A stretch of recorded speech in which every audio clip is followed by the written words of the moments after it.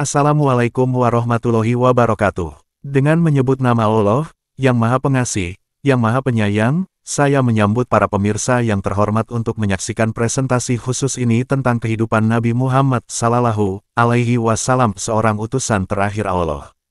Kita akan melalui perjalanan yang meliputi dari kelahiran yang diberkahi hingga wafat yang mulia dan memasuki dunia luar biasa di mana beliau mengubah arus sejarah.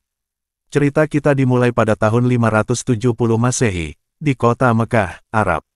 Suku Quraisy, yang menjabat sebagai penjaga Ka'bah, rumah suci yang dibangun oleh Nabi Ibrahim dan putranya, Ismail. Di antara mereka, Nabi Muhammad dilahirkan pada tanggal 12 bulan Rabi' al-Awal, sebuah hari yang tak terlupakan yang mengubah sejarah manusia selamanya.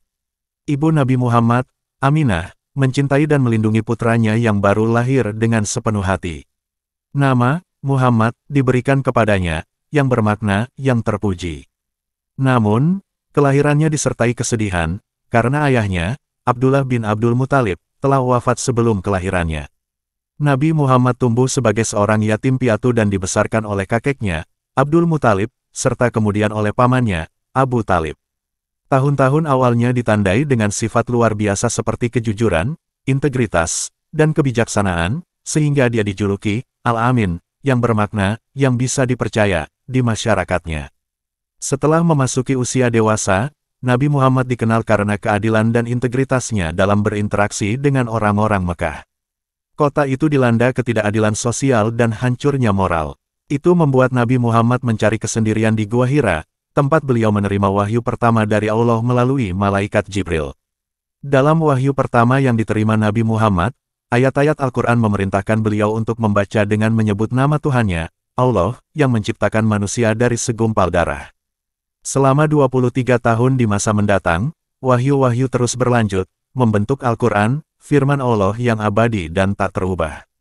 Dibekali dengan pesan ilahi, Nabi Muhammad memulai misi penyebaran Islam, memanggil orang-orang untuk menyembah Allah yang Maha Esa dan menjalani kehidupan penuh kebenaran dan kasih sayang. Meskipun dihadapkan pada tantangan dan penganiayaan yang hebat, jumlah penganut terus bertambah. Keadaan di Mekah semakin tidak bersahabat terhadap Muslim, dan pada tahun 622 Masehi, Nabi Muhammad dan para pengikutnya hijrah ke kota Madinah.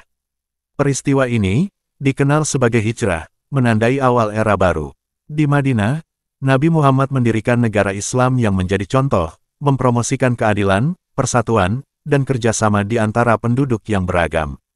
Di masa mendatang, Nabi Muhammad menandatangani Perjanjian Hudaibiyah, sebuah perjanjian dengan kaum Quraisy yang dianggap kontroversial pada saat itu, tetapi setelah Perjanjian Hudaibiyah, umat Muslim memperoleh ketenangan dan perlindungan.